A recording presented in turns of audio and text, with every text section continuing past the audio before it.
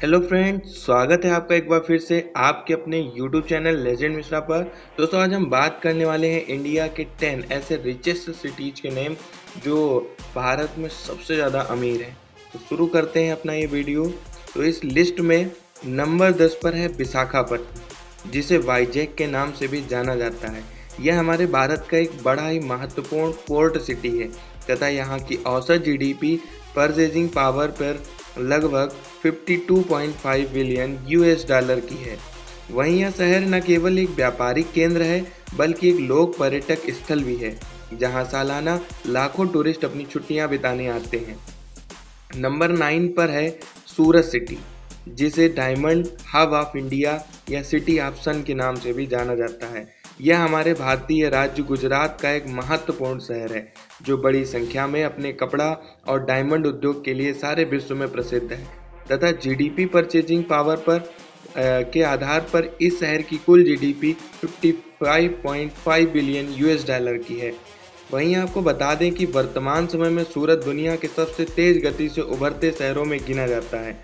Number 8, Ahmedabad, textile hub of India. यह आबादी के लिहाज से गुजरात का सबसे बड़ा और एक ऐतिहासिक सिख शहर है, जहां की अर्थव्यवस्था का एक बड़ा हिस्सा कपड़ा उद्योग और यहां के टूरिस्ट सेक्टर पर निर्भर करता है। इसके इन्हीं खूबियों की वजह से आज अहमदाबाद को मैनचेस्टर ऑफ ईस्ट के नाम से भी जाना जाता है। वहीं यदि बात की जाए यहाँ की जीडीपी के बारे में, तो यहाँ की अनुमानित जीडीपी लगभग 74 बिलियन यूएस डॉलर की है। Number 7, Pune city. इस पुणे या फिर ऑक्सफोर्ड ऑफ द ईस्ट जैसे नामों से भी जाना जाता है। पुणे महाराष्ट्र राज्य का दूसरा सबसे बड़ा शहर है, जो वर्तमान समय में आईटी, एजुकेशन और इंडस्ट्रियल सेक्टर में काफी तेज गति से आगे बढ़ रहा है। अथवा आज के समय में इस शहर की कुल अर्थव्यवस्था 78 बिलियन यूएस डॉलर की है। Number 6, Hyderabad city, city of pearls. यह शहर तेलंगाना राज्य की राजधानी है और यहाँ का सबसे विशाल महानगर है तथा वर्तमान समय में यह हमारे देश के टॉप आईटी सिटीज में गिने जाते हैं। इसके अलावा हैदराबाद का सर्विस सेक्टर और मैन्युफैक्चरिंग सेक्टर बहुत तेजी से गति से और बड़ी तेजी से आगे बढ़ रहा है। वहीं यहाँ के करंट जीडीपी परचेजिंग पावर पर तकरीबन 90 बिलियन यूएस डॉलर की है। और नंबर 5 पर आती है चेन्नई सिटी। यह शहर तमिलनाडु राज्य की राजधानी और यहाँ का सबसे बड़ा महानगर है, जो बड़े बड़े पैमाने पर इंडिया के ऑटोमोबाइल हब के रूप में भी जाना जाता है तथा वर्तमान समय में चेन्नई टूरिज्म, आईटी और बैंकिंग सेक्टर में भी काफी तेज गति से ग्रो कर रहा है। अथवा इस शहर की मौजूदा जीडीपी पर 93.6 बिलियन यूएस डॉलर की है। Number 4, Bengaluru city, IT hub of India. ये कर्नाटक राज्य की राजधानी और यहाँ का सबसे बड़ा शहर है। वहीं आबादी के लिहाज से भारत का तीसरा सबसे बड़ा शहर कहलाता है। और जैसा कि आप सबको पता है कि बेंगलुरु सिर्फ इंडिया ही नहीं बल्कि वर्ल्ड का एक जाना माना आईटी हब बन चुका है। वहीं बेंगलुरु की total GDP 121 billion US dollar की है। Number 3, Kolkata city, talent hub of India.